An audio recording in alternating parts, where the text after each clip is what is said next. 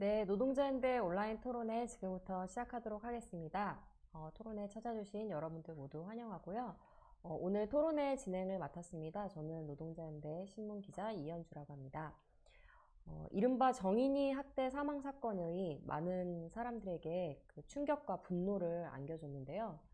전부터 정부는 아동학대 방지를 위해서 노력한다면서 여러 대책들을 내놨지만 이 비극을 막지는 못했습니다. 경찰의 안일하고 또 무책임한 대처도 도마에 올랐는데요. 오늘 이 시간에는 이 아동학대의 현실과 또 그 원인과 대안에 대해서 함께 토론을 해보도록 하겠습니다. 네, 오늘 이 주제로 두 분이 발표를 해주실 예정입니다. 전주현 동지와 또 정진희 동지가 지금 나와 계십니다.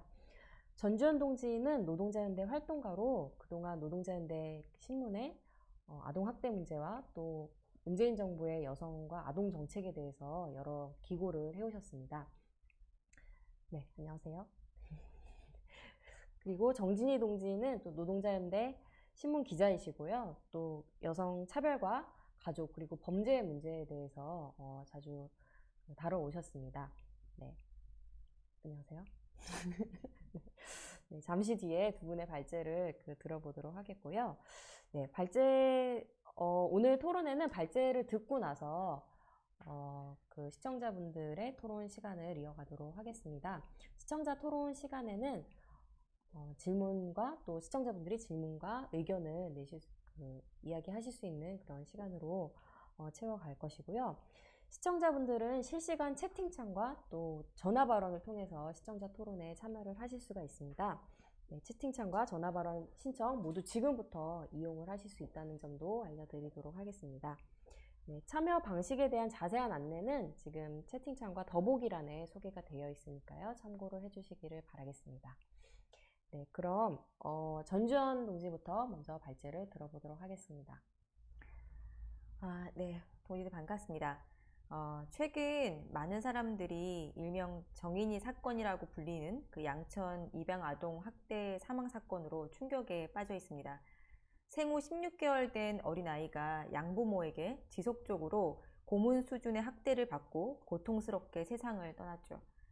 최근 가해자 양모의 재판이 시작되고 학대의 실체가 조금씩 밝혀지면서 분노가 더해지고 있습니다. 특히 대중이 공분하는 것은 경찰이 제대로 조사도 하지 않고 3번이나 양부모를 무혐의 처리해 사건을 종결시켰던 점이죠. 아이를 살릴 수 있는 기회를 경찰 스스로 내팽개친 셈입니다. 결국 경찰청장이 공식 사과하고 후속 대책을 부랴부랴 내놓고 있지만 경찰에 대한 불만이 쉽게 가라앉지 않고 있습니다. 이는 문재인 정부에 대한 실망과 악재로 이어지고 있죠. 문재인이 오늘 그 신년 연설에서 이 사회적 여론을 의식해 아동학대 예방 대책이 마련돼 있지 않았다고 인정을 했습니다. 그러면서 아동학대 대책이랍시고 입양 취소 및 입양 아동 변경 등의 입양 절차 개정안을 제시해서 반발을 사고 있습니다. 일각에서는 입양아 반품 제도가 없어서 정인이가 죽은 것이냐라고 하면서 새로운 공분이 일고 있습니다. 일명 정인이 사건은 입양 문제가 핵심이 아닙니다. 아이의 삶을 위해 입양 제도는 엄격하게 관리되어야 하지만 입양이 아동학대의 온상이나 원인은 아닙니다. 문재인이 입양을 문제 삼는 것은 아동학대의 본질을 호도하고 아동학대를 방치한 정부의 책임을 회피하기 위한 술책에 불과합니다. 끔찍한 아동학대와 경찰의 미흡한 대처는 여러 차례 반복된 바가 있습니다. 정인이 사망 3개월 전에도 여행 가방에서 감금된 채 학대당한 아이가 사망을 했고요. 10살 소녀가 굶주림과 모진 학대를 견디다 못해 목숨 걸고 탈출하는 일도 벌어졌죠. 이때도 모두 경찰이 제대로 대처하지 못해 사회적 질타가 쏟아졌습니다. 문재인 정부는 아동학대 논란이 사회적 이슈로 제기될 때마다 강력 대처를 호소하며 각종 대책을 내놓았죠. 그러나 근본 대책이라는 과대 포장과 달리 주로 피해 아동 실태 파악과 감시 체계 강화 등 사후 대응에 초점을 뒀습니다. 반면 아동학대를 줄이기 위한 예방조처나 피해 아동 지원을 위한 대책은 거의 내놓지 않았습니다. 무엇보다 아동 보호를 위한 예산 지원에 매우 인색했습니다. 지난해 10월 피해 아동 쉼터 운영을 위한 복지부에 2021년도 추가 요청 예산안이 있었는데 이 211억 원의 예산안을 전액 삭감하기도 했습니다. 또한 아동학대 예산의 약 70%가 범죄 피해자 보호기금과 복권기금에서 나오다 보니 예산 규모가 작고 불안정하다는 지적이 끊이지 않았는데 그럼에도 문재인 정부는 개선하지 않았습니다. 한편 정부의 아동 보호 체계의 총체적 문제가 드러났다며 정부 비난의 열을 올리는 국민의힘이나 아동 학대를 선거 쟁점으로 부각하는 서울시장 후보 나경원 모두 메스껍다고 할 수 있습니다. 과거 우파 정부들도 끔찍한 아동 학대 사건이 공론화될 때마다 땜질식 조처로 비난 여론을 잠재우는데 급급했습니다.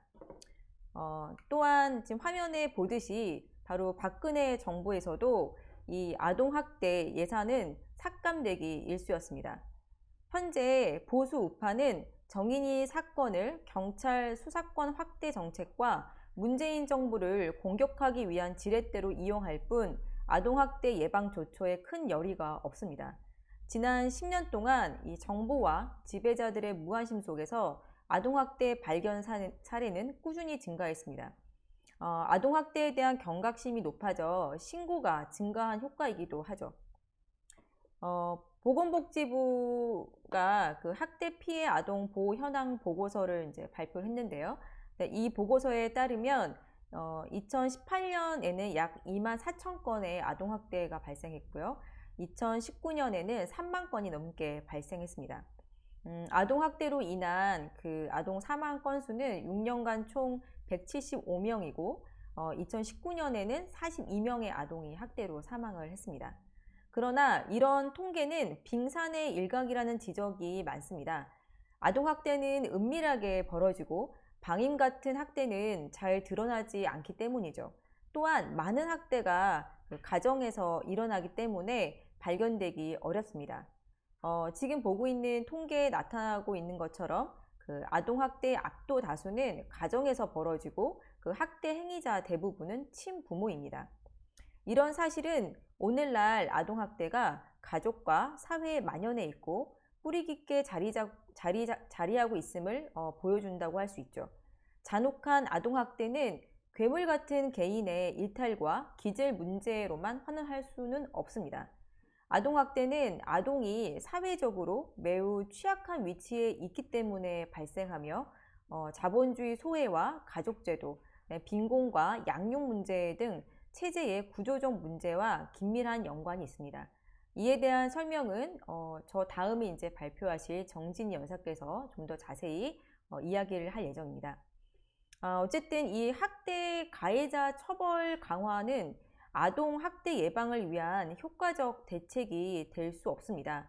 물론 사회적 약자인 아이를 폭행하고 방치하는 것은 끔찍한 범죄이며 이에 따른 적절한 처벌은 필요하겠죠.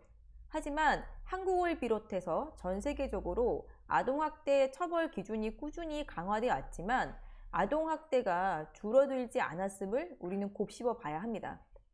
또한 정부와 정치인들이 학대 가해자 처벌 강화를 외치는 것은 자신들의 책임을 비껴가며 아동학대를 낳는 진정한 문제를 회피하기 위함인 것도 알 필요가 있겠죠. 아동학대를 실질적으로 감소시키기 위해서는 아동학대를 부추기는 사회적, 경제적 요인을 제어하고 피해 아동과 해당 가정을 지원하는 것이 훨씬 효과적입니다. 그래서 이에 대한 필요한 대책을 몇 가지로 좀 정리를 해보도록 하겠습니다. 첫 번째는 아동학대 전담 기구에 충분한 인력과 예산을 지원해야 합니다. 그동안 아동학대 조사와 상담은 민간단체가 운영하는 아동보호 전문기관이 맡아서 진행을 해왔습니다. 그런데 살인적인 업무량에 비해 인력이 매우 부족해서 심각한 아동학대 사건을 알고도 손도 쓰지 못하고 허망하게 아이가 사망하는 일이 종종 벌어졌습니다.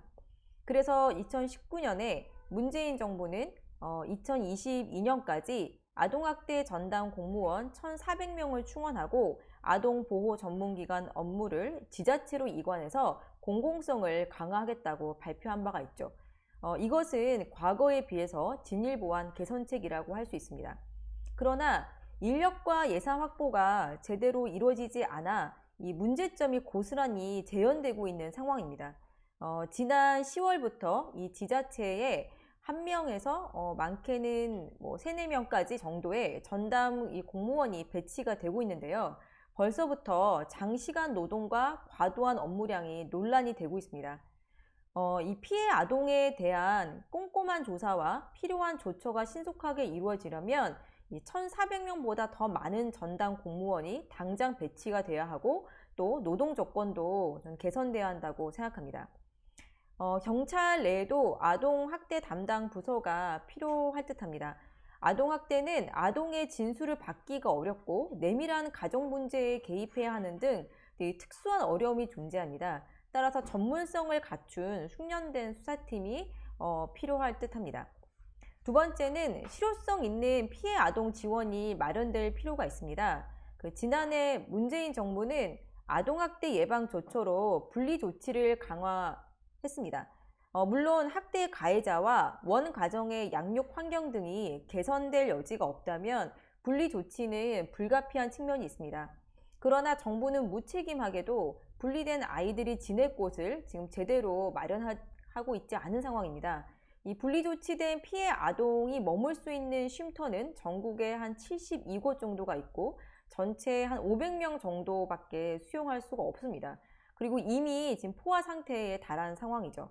정부가 얼마 전에 130곳으로 늘리겠다고 발표를 하긴 했지만 지난해 아동학대 건수가 3만 건이었던 점을 고려해 본다면은 턱없이 부족한 수치라고 할 수 있습니다. 피해 아동이 신체적, 심리적 치료를 받으며 양질의 돌봄을 제공받을 수 있도록 시설 좋은 쉼터가 대폭 늘어날 필요가 있습니다.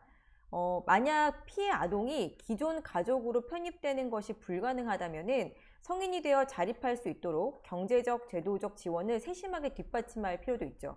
아동복지법상 청소년은 만 18세가 되면 보호기간이 종료됩니다. 그러면 정착금 500만 원만 받고 직장도 집도 없이 맨몸으로 세상으로 나와야 합니다.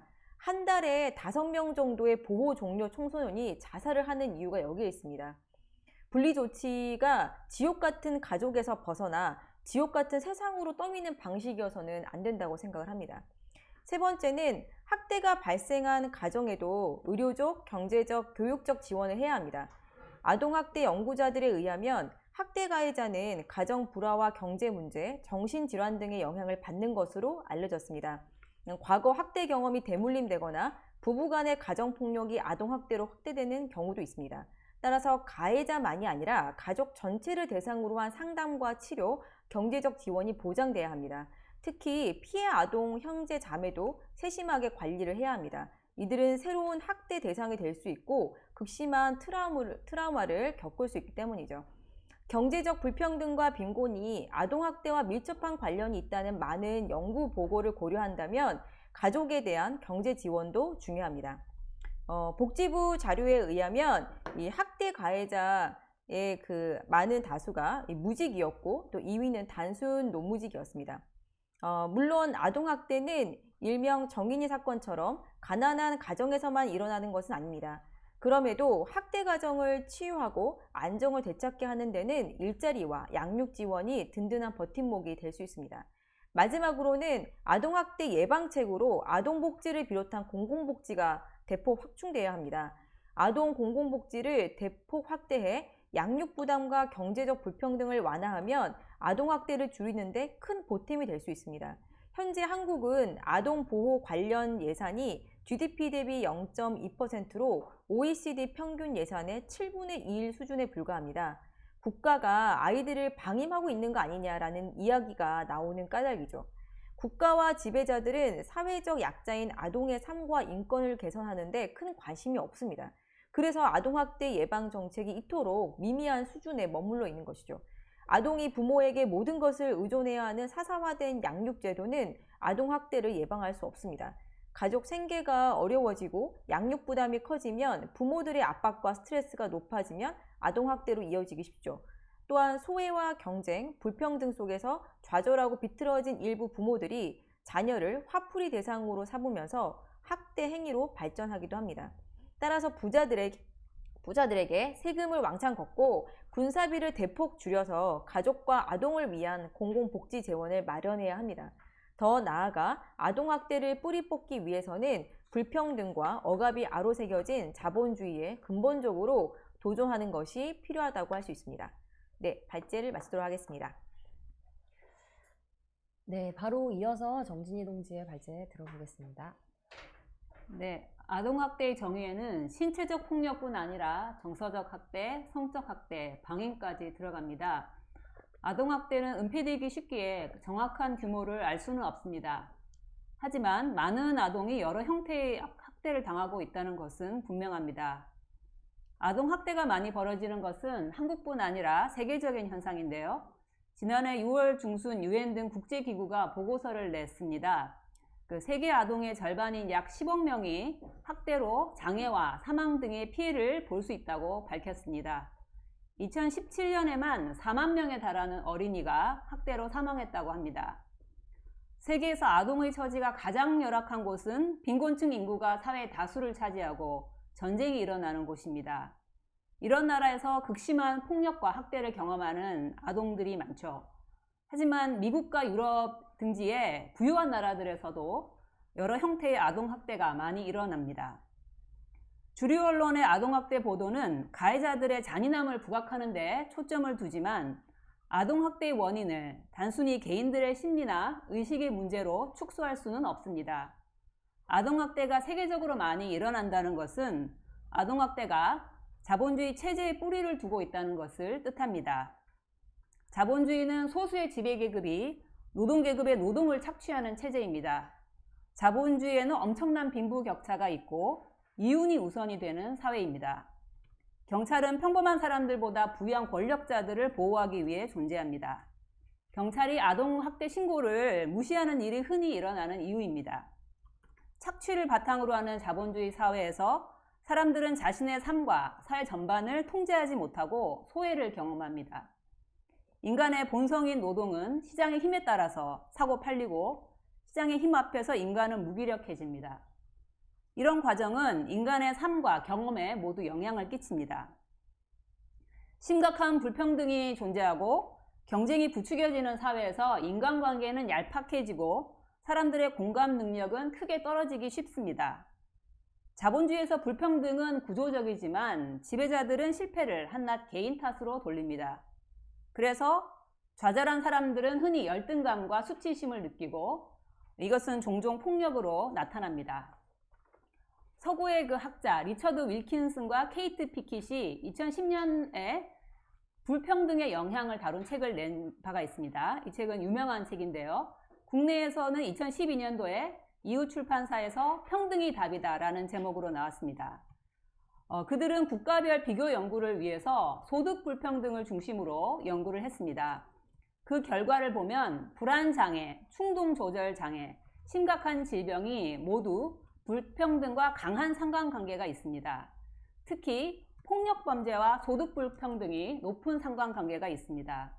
소득불평등이 심한 나라일수록 살인율이 높고 미국에서는 소득불평등이 심한 주에서 살인이 더 자주 발생합니다. 경제적 불평등이 커질수록 사람들 사이의 갈등이 심해지고 아동의 피해가 커집니다. 나라별로 아동학대의 정의가 다르기 때문에 국가별 비교 연구는 어려운데요. 하지만 아동학대 사망률을 중심으로 비교 연구한 것을 보면 경제적 불평등과 아동학대의 긴밀한 관계가 나타납니다. 2012년도에 이제 국내 연구자들이 OECD 국가의 아동학대로 인한 사망률을 분석한 연구가 있습니다. 그 연구를 보면 경제적 불평등이 심하고 아동 빈곤율이 높은 나라일수록 아동학대로 사망하는 아이들이 많습니다. 2000년대 중엽의 그 통계로 보면 이른바 고의적 아동학대 사망률, 즉 학대로 인한 사망과 살해된 아이를 이제 계산한 걸 보면요. 그 고의적 아동학대 사망률이 가장 높은 나라는 미국이고요. 그 다음이 멕시코, 한국이 29개국 중 3위를 차지했습니다. 아동학대는 이제 부와 권력이 소수에게 집중된 자본주의 체제의 구조에 뿌리를 두고 있는데요. 특히 가족제도가 자본주의에서 하는 구실이 아동학대를 낳는데 매우 큰 영향을 끼칩니다. 아동을 학대하는 사람들은 대부분 부모인데요. 한국의 통계에서 가해자의 대부분 75.6%가 부모라고 나오고요. 미국이나 영국 같은 나라들은 한국보다 좀 더 신고가 많이 일어나고 있는데요. 거기서도 주로 가족 성원들이 이제 그 아동을 학대하는데, 근데 아동학대 가해자 중에는 부모가 많지만 형제, 자매, 조부모, 친척도 적지 않이 있습니다. 자본주의 사회에서 대부분의 아이들이 태어나고 자라는 곳은 가족이고 양육은 개별 가정에 내맡겨져 있습니다. 그리고 가족은 흔히 위계적으로 구성이 됩니다. 남자가 가장 중요하다고 여겨지고 여자는 그 다음, 아이는 최하위 취급을 받죠. 가족 제도는 자본주의 사회에서 중요한 구실을 합니다. 자본주의에서 가족은 현재의 노동인구뿐만 아니라 미래의 노동인구를 낳고 기르며 체제 유지에 필요한 노동력을 재생산하는 역할을 합니다. 지배자들은 사람들에게 가족이 험난한 세상에서 든든한 울타리가 되어야 한다고 말하면서 부모와 남편과 아내의 책임에 대해서 설교를 합니다. 지배자들은 가족제도를 통해서 노동력 재생산에 필요한 비용과 노력을 개별 가정에 떠넘기고 보수적인 가치관을 노동계급에게 심어주고자 합니다. 가족은 매우 모순적인 제도입니다. 사람들은 가족을 통해서 위안과 행복을 느끼기도 하지만 지독한 불행을 경험하기도 하죠. 사람들이 실제로 어떻게 살고 있든 지배자들은 자신들의 이상적인 가족상을 장려합니다. 하지만 자본주의의 현실 때문에 대다수 가족은 그런 이상대로 살 수가 없습니다. 자본주의에서 가족의 삶은 계급에 따라 큰 차이가 있죠. 부유한 가정과 노동계급 가족의 삶은 하늘과 땅 차이입니다. 냉혹한 이윤과 경쟁 논리가 지배하는 자본주의 사회에서는 부유층에 속하지 않는 사람들은 대개 가족관계 밖에서 헌신적인 돌봄을 기대하기가 어렵습니다. 그래서 노동계급의 남성과 여성이 사회의 성별 규범을 받아들이며 행복한 가족을 만들고자 애쓰는 모습은 전혀 이상하지 않습니다. 평범한 사람들이 가족의 이상에 집착하는 것은 가족 이데올로기에 세뇌된 결과가 아니라 자본주의 체제에서 겪는 착취와 소외 때문입니다. 많은 사람들이 행복한 가정을 꿈꾸지만 가족은 결코 바깥 세상의 압력에서 자유로운 곳이 아닙니다. 오히려 가정 밖에서 일어나는 일들이 가족 내에 영향을 끼쳐서 가족 관계에 긴장과 갈등이 조성되곤 합니다. 만약 가족이 험난한 세상의 안식처라는 기대에 부응하지 못하면 불만이 폭발할 수가 있습니다. 그럴 때 사람들은 흔히 가까이에 있는 약자에게 분풀이를 해댑니다. 학대당하는 아이들 대부분이 부모나 다른 양육자에게서 학대당하는 이유입니다. 아이를 사망에 이르게 할 만큼 심한 신체적 학대를 저지르는 경우는 소수입니다. 아동학대 신고가 한국보다 높은 나라들의 통계를 보면 가장 흔한 형태가 방임입니다. 아동학대에 매우 큰 영향을 끼치는 것은 빈곤입니다. 빈곤은 자본주의에서 사람들의 삶을 망가뜨리는 주요 요인입니다. 늘 돈에 쪼들리고 형편없는 주택에 복잡거리며 사는 사람들은 매우 큰 스트레스를 받기 마련입니다. 이런 환경에서 살면서 멸시받고 좌절을 겪으면 일부 부모가 자신의 아이를 학대하게 됩니다. 부모 자신이 어릴 때 아동학대를 겪으면 커서 자신의 아이를 학대할 가능성이 높아집니다. 어릴 때 학대를 받으면 신체적, 정신적 발달에 심각한 문제가 발생하며 우울증이나 알코올 중독 또는 마약 중독에 빠지기 쉽고 일부는 성인이 돼서 자기 아이들을 학대한다는 연구가 많습니다. 아동학대가 주로 가정에서 일어나지만 아동학대는 어린이집, 유치원, 아동복지시설, 교회 등지에서도 많이 일어납니다.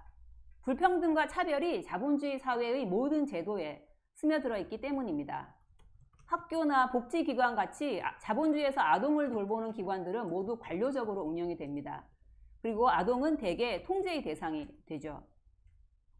아동학대를 줄이려면 가해자 처벌에 집중하는 게 아니라 경제적 불평등을 줄이고 복지를 늘리는 대책이 가장 필요합니다.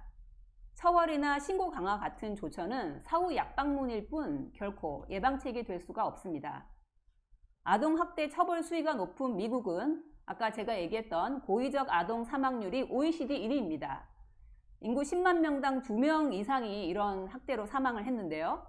미국은 이거 외에도 온갖 폭력 범죄가 가장 많이 일어나는 나라입니다. 처벌 강화가 아동학대를 줄이는 대책이 될 수 없는 이유입니다. 지배계급은 아동학대를 근절하겠다고 말하지만 결코 그렇게 할 수가 없습니다.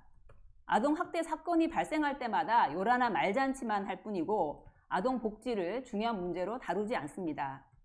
자본주의에서 정부의 아동학대 대책은 다른 경제, 사회 대책과 분리돼서 다뤄집니다. 하지만 노동계급과 서민층 아동의 삶은 자본주의 경제 상황과 더 폭넓은 국가정책의 영향을 크게 받습니다. 실업과 빈곤, 열악한 주택, 높은 양육 부담 등의 문제가 해결돼야 하지만 지배자들은 이런 문제 해결에 적극적이지가 않습니다. 지배자들은 아동학대를 해결하지 못할 뿐만 아니라 많은 아동의 처지를 악화시키고 있습니다. 지배자들은 불황이 깊어지자 노동계급에게 개혁을 거의 제공하지 않습니다. 기업들에게는 막대한 돈을 퍼부으면서도 노동계급과 서민층을 위한 지원에는 인색하죠. 지배자들은 개혁을 제공하기는커녕 노동자들의 임금을 깎고 노동 조건을 더 열악하게 만들고 복지를 줄이려 들고 있습니다. 지배계급은 노동계급의 착취를 강화하면서 여성, 성소수자, 인종차별 등 각종 차별도 계속 부추깁니다. 해고와 임금과 복지 삭감 같은 이런 것들은 대중의 삶을 나락으로 몰아가면서 많은 가정을 붕괴 위기에 빠뜨립니다. 노동계급과 서민층의 그 아동의 처지를 개선하려면 노동계급이 일자리, 임금 인상, 복지 확충 등을 위해서 집단적으로 투쟁하는 게 중요합니다. 여성, 성소수자, 이주민 등 차별에 맞선 투쟁도 중요합니다. 집단적인 투쟁은 대중이 물질적 조건을 개선하고 자신감과 의식을 높이는 길입니다. 이것은 사회 전체에서 아동학대를 줄이는 데 기여합니다.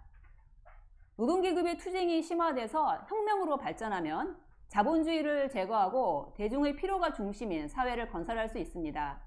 양육이 개별 가정이 아니라 사회 전체의 책임이 되고 노동계급이 사회 전반을 통제할 때 아동학대도 뿌리 뽑을 수 있습니다. 우리는 노동계급의 삶을 악화시키는 지배자들의 공격에 맞서면서 아동학대의 근원인 자본주의에 도전하는 노동계급의 투쟁을 발전시켜야 합니다. 네, 감사합니다. 네, 두 발제자의 발표를 잘 들어봤습니다. 네, 문재인 정부 대책의 그 문제점에서부터 또 아동 학대의 근본 원인과 그 대안에 대해서 여러 이제 설명을 해주셨는데요. 앞서 말씀드린 대로 지금부터는 이 시청자 토론 시간을 이어가도록 하겠습니다. 네, 실시간 채팅이나 전화 발언을 통해서 실시간 그 토론에, 시청자 토론에 참여를 하실 수가 있고요. 질문이나 의견 모두 환영을 합니다.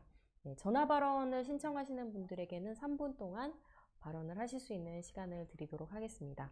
네, 많은 분들의 적극적인 참여를 부탁을 드리겠고요. 지금 전화 발언 신청이 들어와서 이 전화 발언 연결을 해보도록 하겠습니다. 네, 바로 좀 연결을 해주실까요? 네, 여보세요?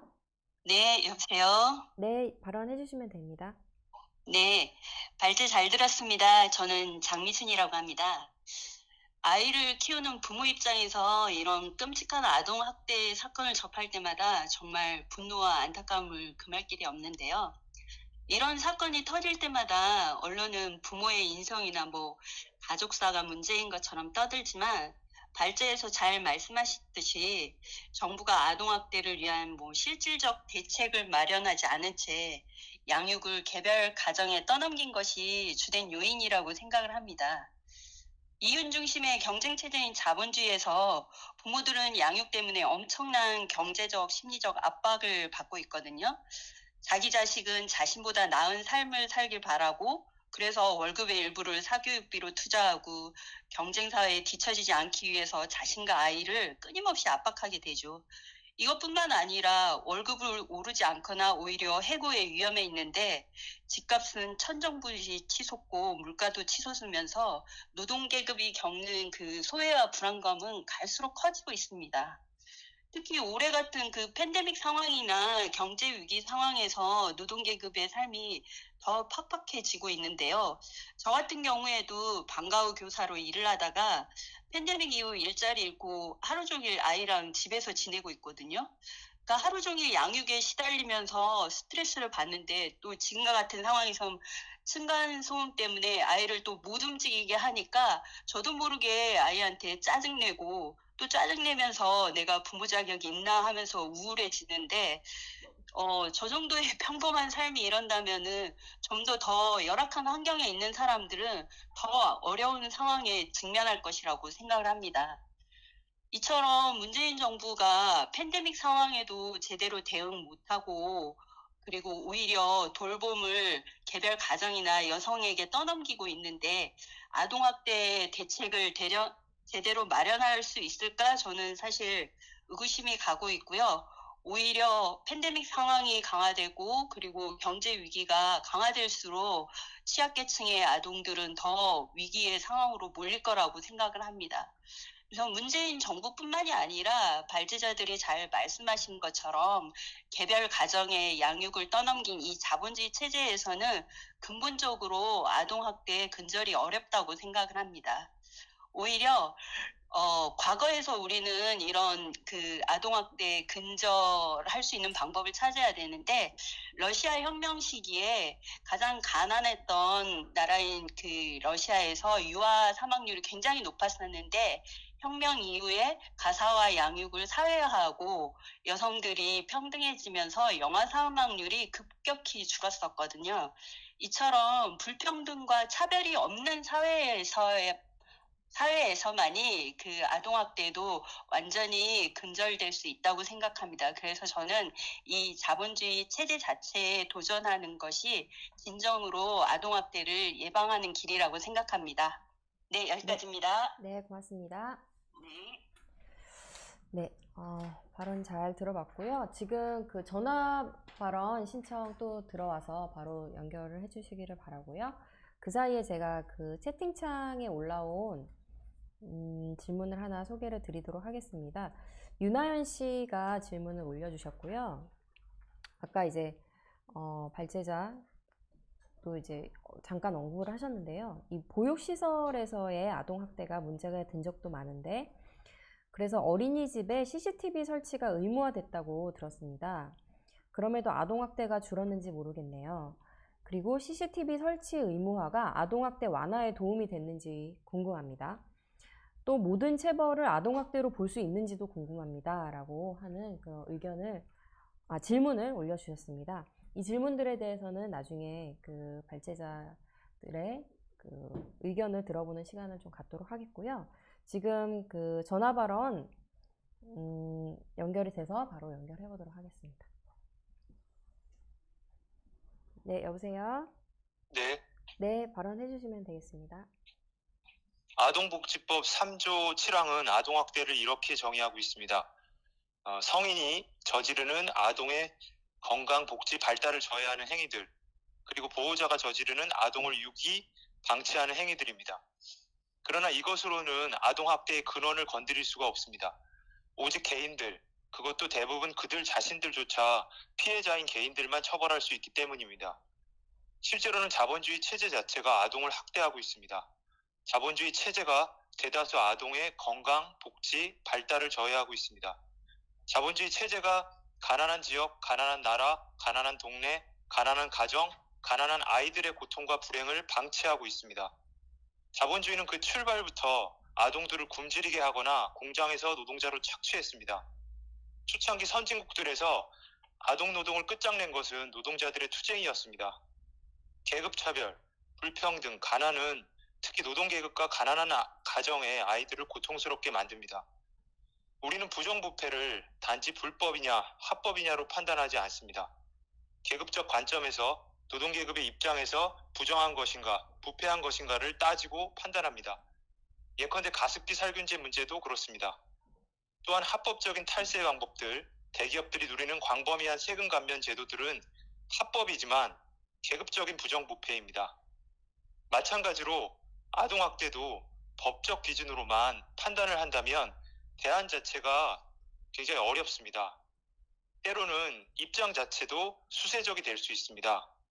법적인 아동학대는 전체 그림의 일부분이며 거의 결과물이기도 하기 때문입니다. 아동학대의 전체 그림은 수많은 부모들 그리고 수많은 아이들이 자본주의 체제와 그 운영자들 때문에 고통과 불행에 시달린다는 것입니다. 그러나 법적으로 이들의 행위, 즉 통치행위들은 처벌할 수가 없습니다. 오히려 거의 다 합법입니다. 노동계급의 도덕으로 판단할 때 이들이야말로 아동학대의 원흉들이고 진범들입니다. 따라서 아이들을 구할 수 있는 진정한 길은 우리가 체제를 바꾸는 것이라는 그런 주장을 잊지 말고 해야 할 것입니다. 이상입니다. 네, 맞습니다. 네, 발언 감사드리고요. 지금 그 전화 발언 신청이 또 들어와 있습니다. 바로 연결을 해주시기를 바라고요.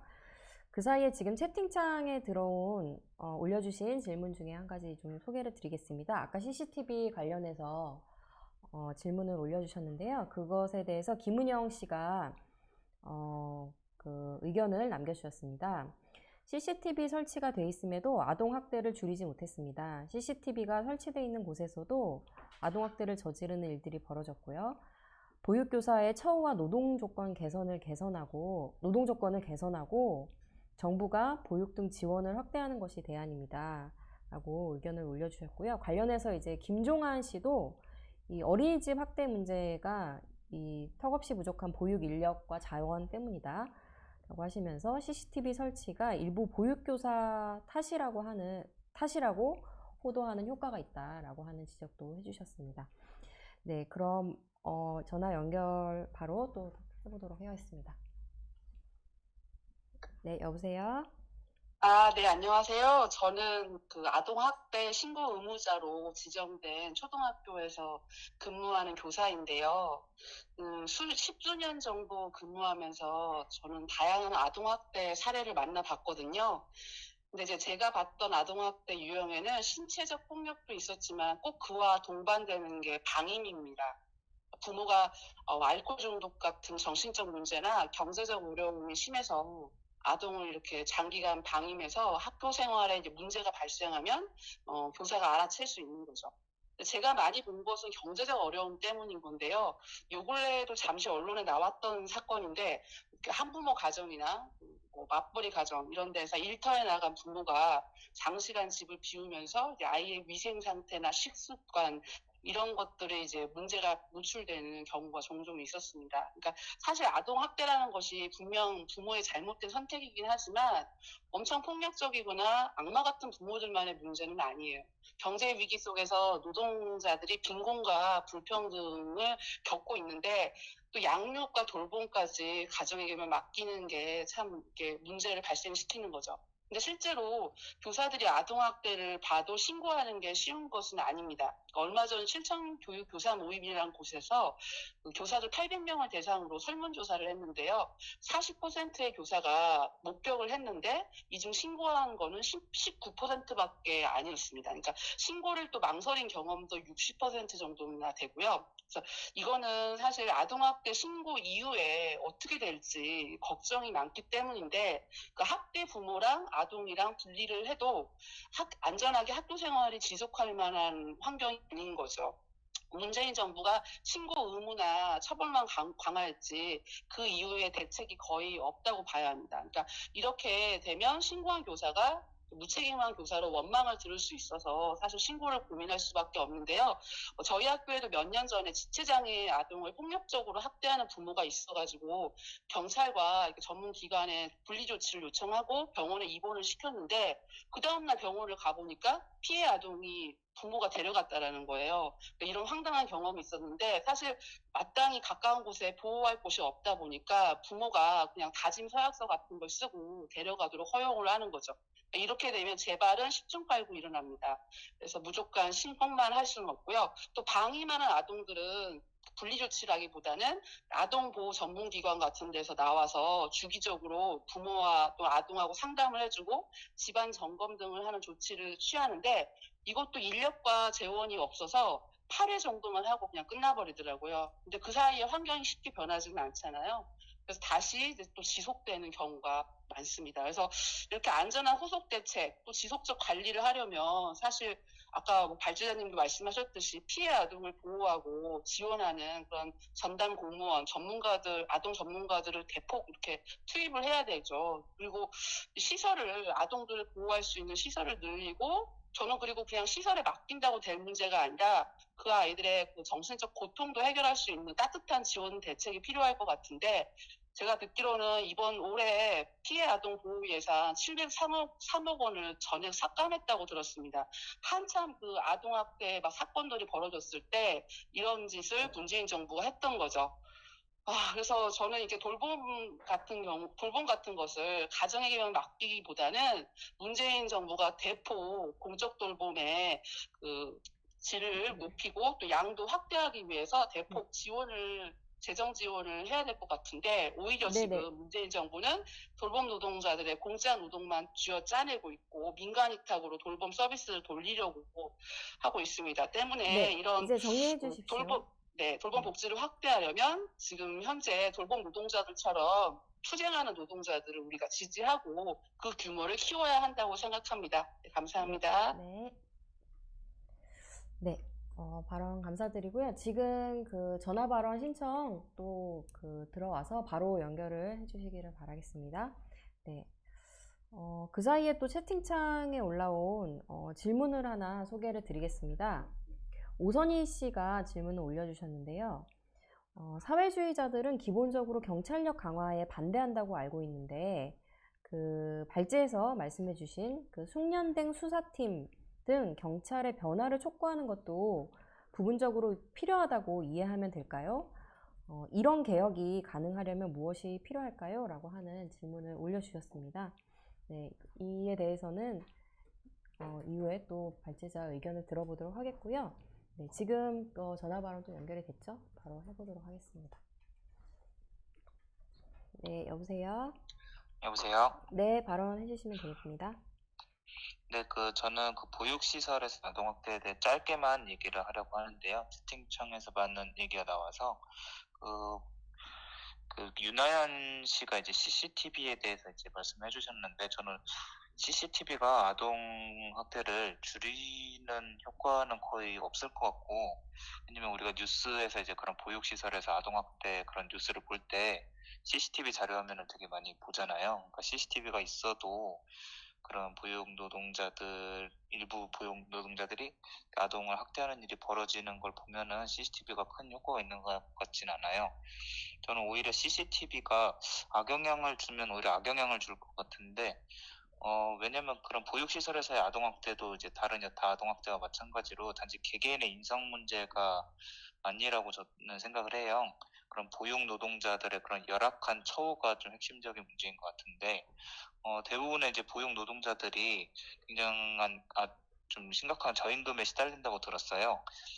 그리고 이제 그런 기타 그런 노동 조건들이 굉장히 열악하고 처우도 엄청 안 좋고 되게 푸대접 받으면서 일한다고 들었는데, 거기에 이제 CCTV까지 달아놓고 이제 감시를 막 하면은, 물론 뭐 일부 부모들이 CCTV를 막 설치해달라고 하는 그 마음은 이해가 가는데, 이제 CCTV가 이제 설치돼 있으면 어쩌거나 거기는 이제 아이들의 그런 생활 공간이기도 하지만 보육 노동자들에게는 이제 직장인 거잖아요. 근데 직장에서 그렇게 뭐 자기의 사용자나 그런 학부모들이 자기를 감시의 눈초리를 보고 있다는 느낌을 계속 받게 되면은 오히려 스트레스가 쌓일 거고, 그 심해진 스트레스는 아이들을 이제 보살필 때도 되게 좀 안 좋은 영향을 끼치지 않을까 하는 생각이 들더라고요.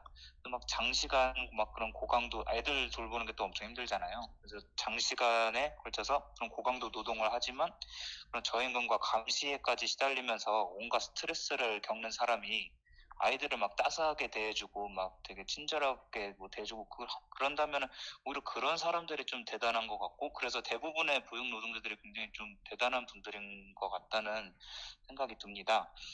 정부는 그런 학대 사건이 일어나면 막 그런 아동을 막 엄청 소중한 존재고 막 그런 악마 같은 어른들이 잘못이고 막 그런 얘기를 하는데, 근데 아동이 그렇게 소중하고 그렇게 돌봄 같은 게 중요하면은 그만큼 투자를 해야 되는데 또 그러진 않잖아요. 그러니까 정부와 기업은 그런 아동 보육, 교육, 그런 노동력 재생산을 그런 개별 가정에게 뭐 알아서 하라고 맡겨놓으면서 그냥 그 단물만 빨아먹는 그 행태가 되게 좀 역겨운 것 같습니다. 네, 특히 이제 그 과정, 정리해 주십시오. 네, 정리를 할게요. 좀 우리가 뭘 요구를 한다면 보육교사 1인당 영유아 수를 좀 낮추고 또 그러려면 보육교사도 많이 뽑아야 되고 노동 조건을 크게 개선해주고 보육의 공공성을 강화해야 한다고 생각합니다. 네. 네, 발언 감사드립니다. 네, 지금 전화 연결 신청이 오늘 많이 들어오고 있어서요. 바로 다음 발언 들어보도록 하겠습니다. 네, 여보세요? 네, 안녕하세요. 저는 양성경이라고 하고요. 아까 전화 발언에서 한 분이 얘기를 꺼내셨는데, 그 정인이 학대 사건 이후에 언론에서 5살 아이가 내복 차림으로 거리에서 발견됐다 하면서 보도가 엄청 쏟아져 나왔잖아요. 근데 그 언론들이 대부분 좀 아동학대를 암시하면서 보도를 했고, 아이 엄마가 그런 방임 혐의로 입건됐다고 하더라고요. 근데 사실 저는 보면서 되게 주변에서 흔하게 볼 수 있는 사례지 않나? 이런 걸 바로 아동학대라고 막 이렇게 경찰이 개인의 탓인 것처럼 막 이렇게 하고 하는 게 맞나 하는 생각이 들었었는데, 나중에는 혼자 아이를 키우면서 일도 나가야 하고 그날 아이가 어린이집에 가지 않겠다고 했다는 게 밝혀졌더라고요. 그런 아이를 키우기 위해서 이 여성이 월급이 절반으로 주는데도 근무를 반일제로 변경하려던 참이었다고 합니다. 근데 언론들이나 이 사건을 되게 개인의 책임으로 돌리고 무책임한 엄마로 몰고 가려고 했지만, 저는 이런 보도로 오히려 국가가 저소득층 가정에게 얼마나 지원을 안 하는지가 이번에 좀 드러났다고 생각이 들었어요. 이 여성이 기초생활수급권자인데도 근로 능력이 있기 때문에 조건부 수급자로 분류가 됐고, 일을 해야지만 그런 수급권을 유지할 수가 있었는데, 하지만 그렇게 양육이 개별 가정에게 떠넘겨져 있는 이런 사회에서는 아이를 놔두고 맘 편히 혼자 일을 하기도 어려운 상황이잖아요. 이런 양질의 일자리도 복지도 제대로 제공하지 않는데, 문제가 발생하면 개인들만 탓하는 구조가 잘못됐다고 생각합니다. 이런 평범한 사람들이 진정으로 인간답게 원하는 삶을 살게 하는 그런 지원은 자본주의 국가의 우선순위에 없다고 생각하고, 문재인 정부도 그런 부분에서 마찬가지인 것 같습니다. 특히나 이런 경제위기 상황에서는 더욱더 그런 우선순위에서 평범한 사람들이 밀리는 것 같고, 문재인 정부는 말만 엄청 번지르르하게 하고 지원도 제대로 하지 않으면서 출산율 떨어지는 것은 걱정하고 낙태죄도 어떻게든 유지를 하고 싶어 하는데, 반면에 기업 지원과 국방비에는 돈을 크게 아끼지 않습니다. 이 정부도 자본주의 우선순위에 충실하다는 것이고, 정말로 평범한 사람들의 삶을 위해서는 이런 정부에 맞서 싸워야만 하고, 더 나아가서 자본주의에 근본적으로 도전해야 한다는 생각이 들었습니다. 네, 마치겠습니다. 네, 고맙습니다. 네. 네, 발언 감사드리고요. 이후 발언 또 바로 연결 해보도록 하겠습니다. 연결됐나요? 조금 기다려보고 연결해보도록 하겠습니다.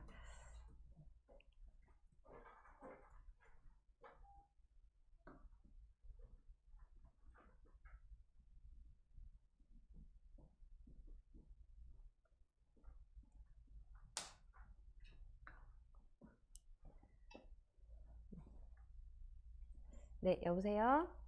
네, 여보세요? 네, 발언해 주시면 됩니다. 네, 안녕하세요. 예, 저는 그 드라마 펜트하우스를 재밌게 즐겨보고 있는 조수진이라고 하는데요.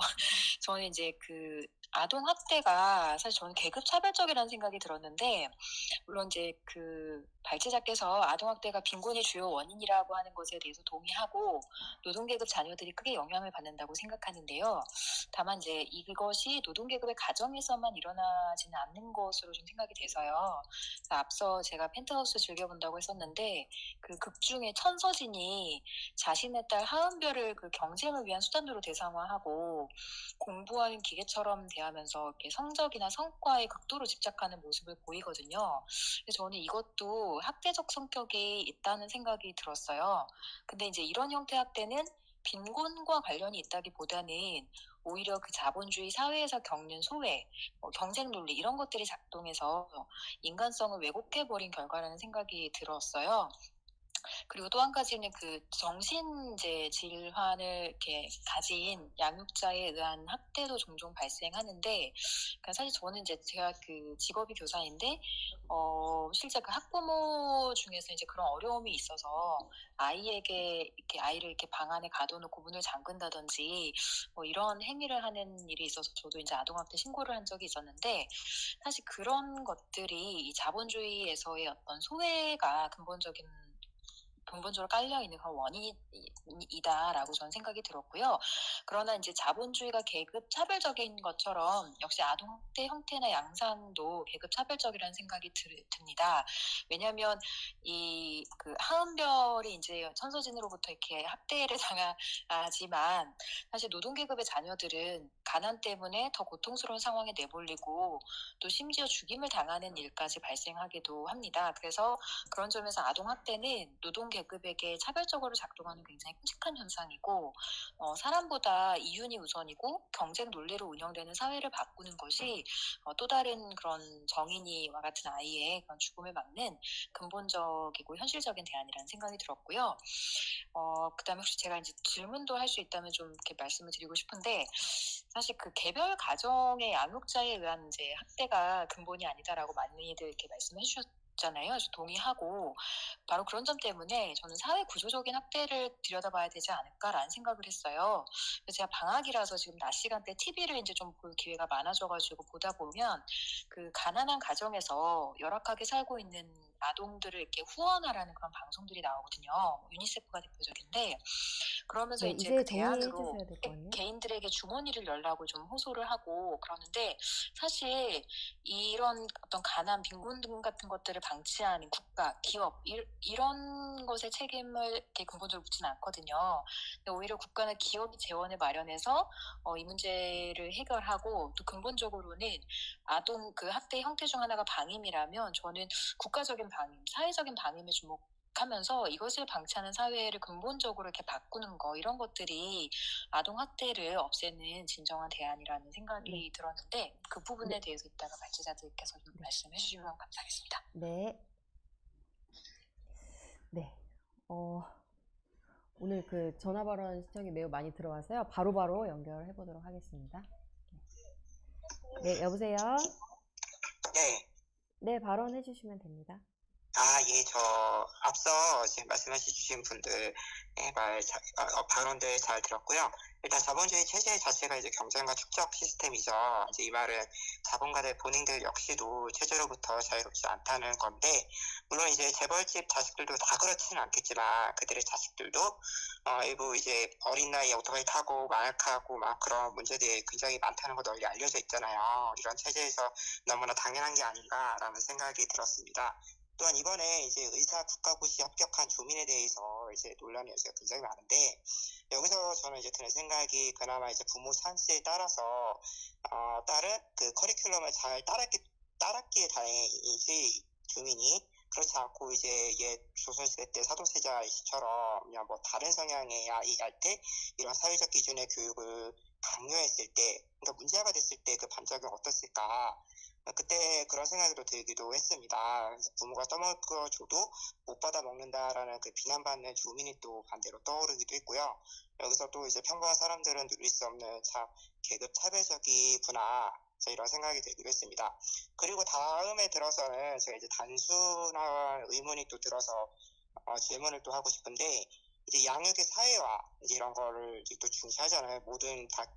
모든 양육을 다 개인한테 떠넘기니까요. 근데 만약에 한 다큐멘터리에서는 이제 사랑 집착증에 이런 거에 걸려서, 그러니까 부모로부터의 사랑을 받지 못해서 부재로부터 사랑 집착증에 걸린 아이들에 관한 다큐를 본 적이 있어요. 그래서 양육기관으로부터 이렇게 맡겼을 때 과연 그에 따른 문제가 없을지, 즉 양육의 사회화가 됐을 때 문제는 없을지, 엄마로부터 어릴 때는 사랑을 받고 이제 자랄 시기에 양육기관으로부터도 키워졌을 때 아이의 심리불안 가능성, 이런 것은 혹시 어떨까 하는 의문이 들어서 같이 질문을 드려봅니다. 감사합니다. 네, 고맙습니다. 네. 그 전화 발언 신청 마지막으로 하나 더 들어보도록 하겠습니다. 네.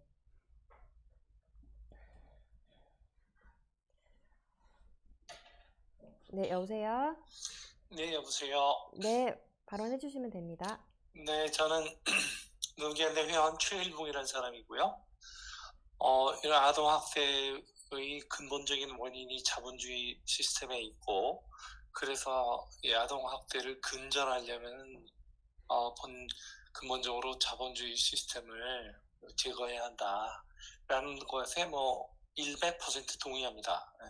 그러나 이제 또한 동시에 아동 학대를 그래서 조금이라도 줄이기 위해서 필요한 그런 조처들을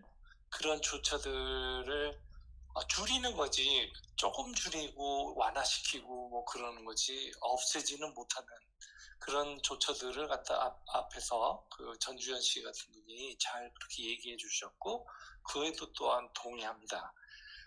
그런데 이제 제 앞에 세 분 앞에 한 젊은 남성분이 CCTV에 보육시설의 CCTV에 대해서 얘기를 하면서 아무짝에도 쓸모없다라고만 얘기를 하시는데, 제가 생각하기에 우리 혁명적 좌파 사람들이 좀 조심해야 할 게 있어요.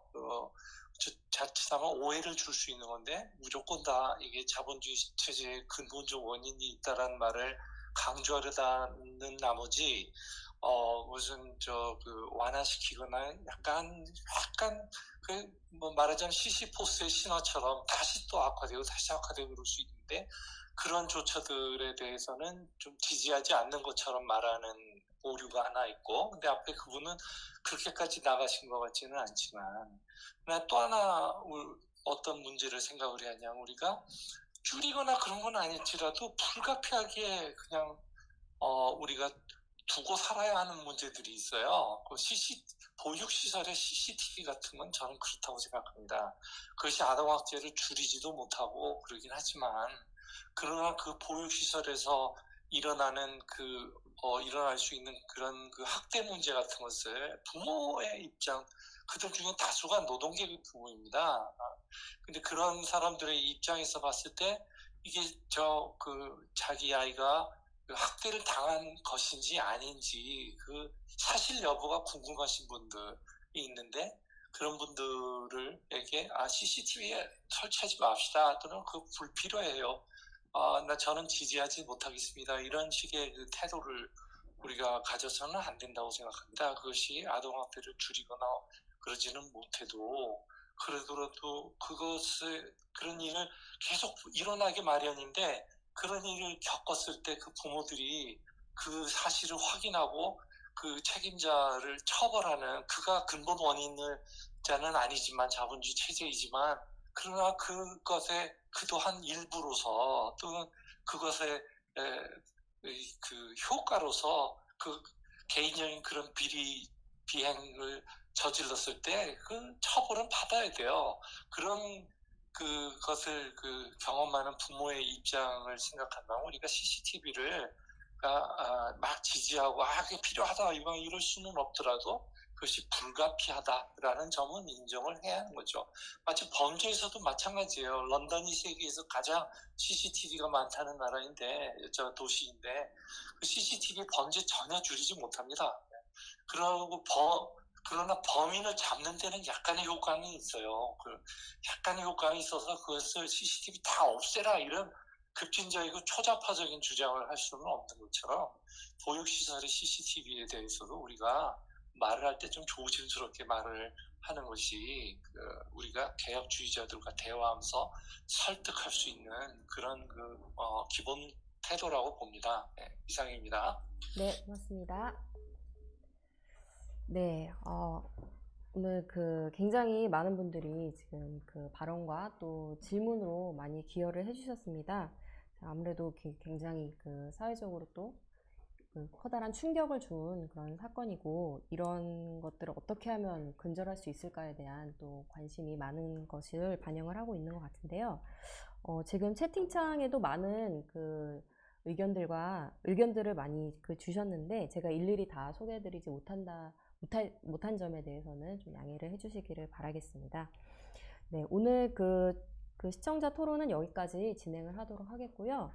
이후에 정리 발언을 발표 순서대로 좀 정리 발언들을 들어보도록 하겠습니다. 네, 그 전에 제가 몇 가지 안내 말씀을 드리고 정리 발언을 좀 들어볼 텐데요.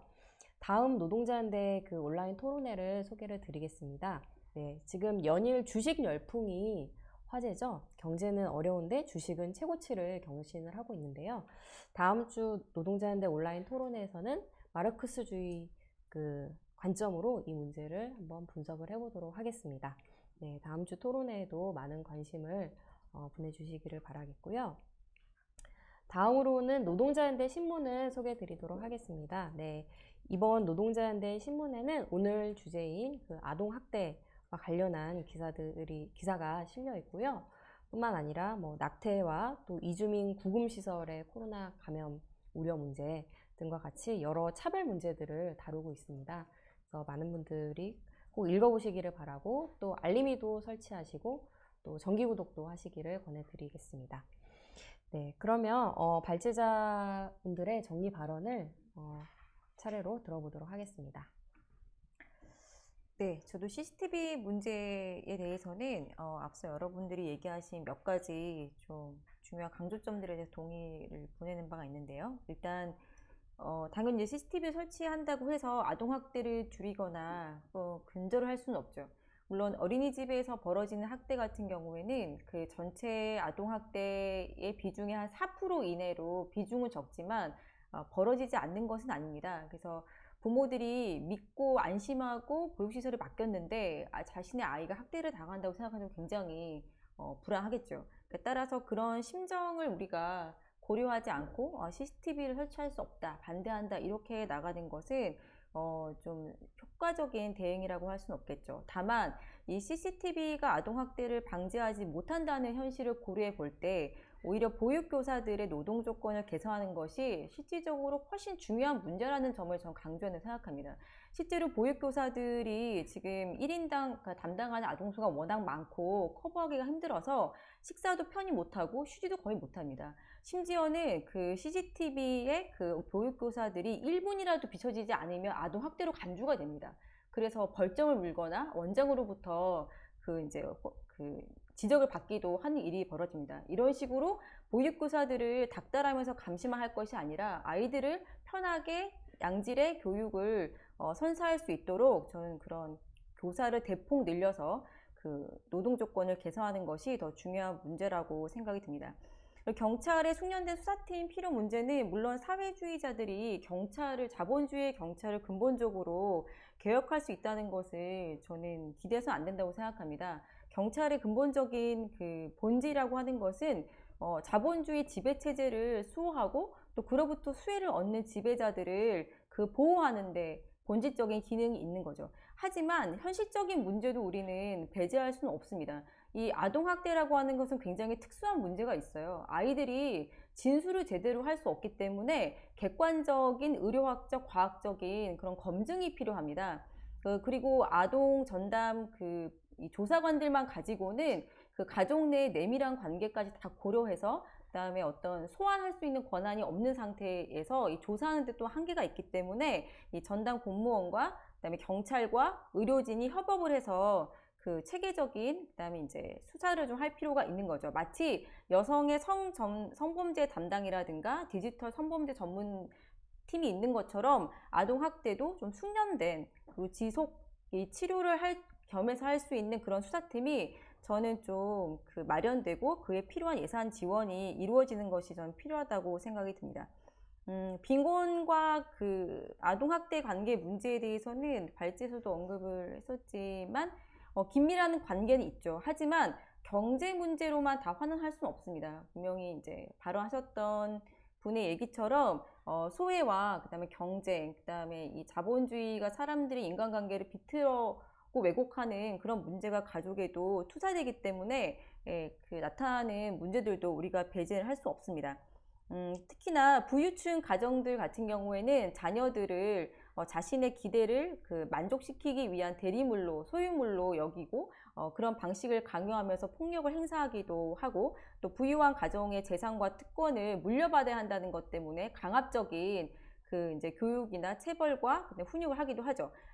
그런데 이 부유층 가정들 같은 경우에도 분명히 아동학대가 벌어지고 있긴 하지만 이 전문가들의 의견에 의하면은 잘 발각되지 않는 문제가 있다는 거예요. 그러니까 저소득층 같은 경우에는 사회복지사라든가 지자체와 연관성 때문에 오히려 이 학대 사례가 긴밀하게 조사 과정에서 드러날 수 있는데, 부유층은 워낙 고립돼 있다 보니까 오히려 그런 지자체의 조사관들이 접촉할 수 있는 기회가 거의 없어서 발각되지 않았을 뿐인 것이지, 아동학대가 그런 부유층 가정에는 없다라고 얘기해서는 안 된다 하는 점을 전문가들도 많이 얘기를 하고 있습니다. 그러니까 이런 문제를 볼 때 경제 문제로만 하는 수는 없고, 또 자본주의의 소외와 경쟁 문제와 긴밀하게 연관되어 있다는 점을 고려해 볼 때 아동학대가 굉장히 사회 구조적인 문제라는 점을 우리는 중요하게 여겨야 할 것 같습니다. 시간이 얼마였죠? 조금만. 네, 그렇군요. 네. 네, 체벌을 아동학대로 볼 수 있느냐라는 문제에 대해서는 물론 이제 체벌의 범위가 워낙 광범위해서 그 모든 것을 다 아동학대로 수렴된다, 다 아동학대다 이렇게 규정하기는 어려울 것 같아요. 근데 다만 강도가 높거나 지속적인 체벌은 아동학대로 좀 간주되거나 연결될 가능성을 배제할 수는 없습니다. 뭐 지속적인 폭력이라든가 그다음에 폭언이라든가 특히나 방임, 그것도 굉장히 가혹한 벌 세우기를 이제 전제로 한 방임, 방치 같은 경우가 지속적으로 이루어진다면 이런 것은 아동학대라고 할 수 있죠. 그래서 이제 지난해에 이제 따옴표 정인이법이라고 해가지고 이제 체벌을 금지하는 것을 이제 법률 개정안에 포함을 했는데, 저는 필요한 조치라고 봅니다. 체벌이라고 하는 방식이 아이 교육에 악영향만 미칠 뿐 효과가 전혀 없기 때문에 우리는 훨씬 더 민주적으로 아이를 존중하면서 교육할 수 있는 방법을 발전시켜야 하지, 체벌이나 그다음에 폭력을 이제 동반한 훈육 같은 방법으로 아이와 교육과 소통을 하는 방식은 저는 지양해야 한다고 생각을 합니다. 네, 여기까지 들어가겠습니다. 네, 그 앞에서 뭐 CCTV나 뭐 여러 체벌 뭐 이런 얘기는 했기 때문에 저는 좀 답변하지 않은 거랑 그걸 중심으로 얘기를 해보겠습니다. 숙련된 수사팀 얘기는 뭐 아까 얘기하긴 했지만, 경찰이 이제 이런 평범한 사람들이 겪는 범죄 이런 문제에 대해서 사실 그 대처하는 데서는 굉장히 무능합니다. 일단 관심이 없고, 뭐 아동에 대해서도 그렇고 성범죄에 대한 것도 그렇고, 사실 경찰 자체의 존재가 이런 이제 지배계급과 이제 가진 자들을 위한 재산을 보호하고 또 그에 맞서는 투쟁을 진압하는 게 사실 핵심적인 목적이기 때문에, 이런 평범한 사람들이 이제 이런 범죄 피해를 당하는 거 이런 문제에 대해서는 그 신고 자체가 사실 그 홀대되는 것은 너무나 일반적인 일입니다. 특히 이제 뭐 아동들이 또 취약하고 이러니까 더 그러기 쉬운데, 그렇기 때문에 이런 문제에 대해서 그 또 경찰들이 이제 인종차별적이거나 노동계급에 대해서 차별적 생각, 또 여성 차별적인 생각으로 오히려 피해자들을 비난하고 이런 일도 많이 있는데, 그래서 이런 경찰들에 대해서 이제 그런 태도를 바꾸라, 뭐 그렇게 요구하는 거는 전 정당하다고 보고요. 다만 이것이 곧 경찰이 개혁이 가능하다는 그런 생각으로 이어질 수는 없는데요. 왜냐하면 경찰의 본질 자체가 이런 문제를 관심을 두는 그런 집단이 아니고, 경찰은 소수의 지배계급의 이제 그 권력을 지키는 거이기 때문에, 그래서 흔히 이제 범죄에 대해서 막 공분이 일 때 범죄와의 전쟁 이러면서 법과 질서를 강화하자고 했을 때 그 국가가 이제 하는 이유는 그런 평범한 사람들이 겪는 범죄를 해결하려고 그런 걸 하기보다는 뭐 대중 시위를 진압하기 위한 무장력을 이제 더 키우는 방법으로 그런 걸 활용하는 거죠. 우리가 이런 걸 반대하는 거지, 평범한 사람들이 겪는 이제 이런 범죄 문제에 대해서 경찰이 제대로 수사를 하라 이런 걸 반대하는 건 전혀 아니기 때문에 우리는 그런 걸 구별을 해서 얘기를 해야 되고요. 그리고 경찰은 결코 개혁될 수 없고 자본주의와 함께 제거돼야 하는 그런 거죠. 그리고 이제 아까 양육의 사회화에 대해서 누군가가 질문을 하셨는데, 약간 양육의 사회화의 의미를 조금 오해하신 것 같아요. 양육의 사회화가 다 양육기관에 아이를 맡기는 걸로 얘기하는 건 아니고, 개별 가정에서 뭐 가족이 아이를 키우더라도 그 책임을 그 뭐 비용이라든가 뭐 여러 가지 이제 들어가는 뭐 노력을 다 그냥 개별 가족에게 맡기는 거를 비판하는 거고, 뭐 재정 지원이 그래서 가족에게 돌아가야 되고, 또 이제 아이를 돌볼 수 있는 뭐 교육이라든가 상담 이런 것들도 사회적으로 지원이 가능해져야 된다는 얘기를 하는 거고, 그리고 이제 물론 뭐 사회주의 사회에서도 이제 고아가 있다면 뭐 그 아이들이 뭐 그때는 뭐 어떻게 개별 가정 단위로 키울지 아닌 더 다양한 방식이 가능할 수 있을 텐데, 양육기관의 역할이라고 하는 것도 그 사회 속에서 그 규정되는 거지, 우리가 그 어떤 사회와 떼어놓고 얘기할 수는 없다고 봐요. 자본주의에서 그 어린이집이, 고아원이라든가 이런 복지시설은 굉장히 이제 이렇게 관료적으로 운영이 되기 때문에, 당연히 거기서는 굉장히 또 노동계급의 자녀들, 빈민들의 자녀들이 가기 때문에 엄격한 규율과 굉장히 감옥 같은 분위기를 만드는데, 만약에 사람들의 필요에 의해서 생산이 이루어지고 사람들이 더 협력하는 사회가 있다면, 이제 뭐 부모 고아가 있다 할지라도 그렇게 준 감옥과 같은 데서 애들을 막 그 내버려 두는 식으로 운영되지는 않겠죠. 노동계급의 이제 국가에서는 이런 문제들을 다 사회가 책임지고, 또 어떤 방식이 더 효과적인지 이런 거에 대한 다양한 논의들을 할 수 있다고 보고, 그런 필요한 자원들과 또 사람들이 협력하는 방법을 만들 수 있는 사회가 저는 진정한 사회주의 사회라고 생각을 합니다. 우리가 그런 이제 이상을 가지고 현실에서 이제 자본주의 체제를 비판을 하면서 또 필요한 제도 개선을 요구하는 투쟁도 함께 할 수 있어야 한다고 생각을 합니다. 네, 그러면 시간이 좀 많이 된 관계로 이 정도로 줄이도록 하겠습니다. 다 못다한 질문은 다음에 기사로 반영을 하도록 하겠습니다. 감사합니다. 네, 두 분의 정리 발언 잘 들었고요. 네, 오늘 토론이 그 아동학대를 방지하고 또 나아가서 근절하는 데 기여를 할 수 있기를 바라겠습니다. 네, 오늘 여기까지 진행하도록 하겠고요. 오늘 토론회가 유익하셨다면 좋아요와 구독 그리고 알림 설정까지 잊지 말고 해주시기를 바라겠습니다. 네, 시청해주신 여러분들 모두 감사드리고요. 다음에 또 뵙도록 하겠습니다. 안녕히 계세요.